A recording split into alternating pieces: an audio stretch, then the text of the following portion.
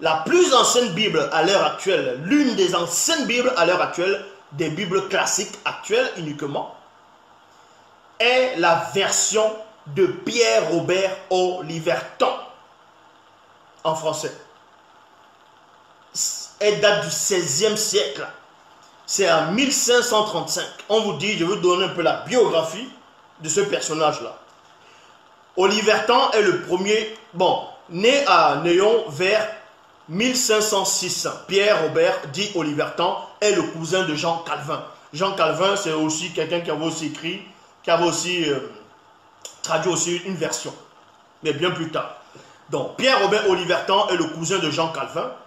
Il fait ses études à Orléans, puis étudie l'hébreu à Strasbourg.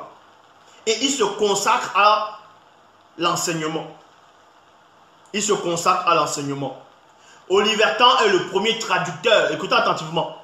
Olivertan est le premier traducteur de la Bible en français à partir des textes originaux hébreux et en grec. Point.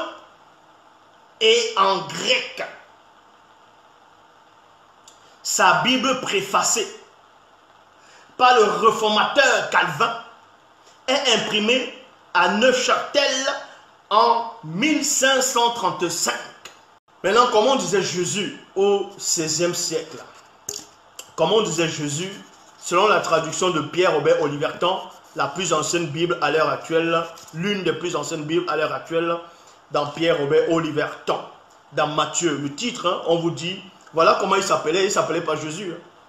Donc, au XVIIe siècle, comment on disait Jésus? On disait, je fus. Il s'appelait je fus, Christus. Je fus Christus. Pas je fus. Parce que les gens vont entendre, ah, je fus, donc il était. Non. Je fus Christus. Je répète, c'est J-E-F-U-S. Et maintenant, comment il disait Christ, c'est C-H-R-I-F-T.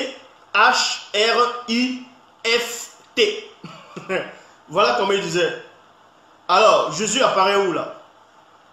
Le nom Jésus apparaît où? Ça apparaît où? Ça apparaît nulle part.